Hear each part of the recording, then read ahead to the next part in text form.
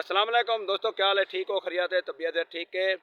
ये 96 model car जरे अगले बार तो आपको नेट से दिखा लिया हमें के बराए फरोख्त ए गुलाम यासिन खान चांडिया चीफ चांडिया ने दुबई कने खरीद कर की दुबई कने ऑर्डर किए थी।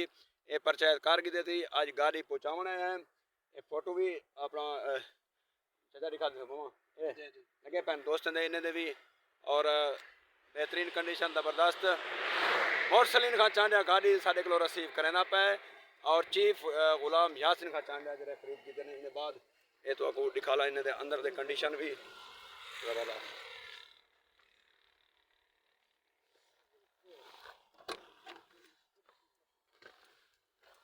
वालेकुम सलाम। ये दोस्तों दे पे ये गाड़ी कंडीशन लाइटिंग शाइनिंग ज़बरदस्त।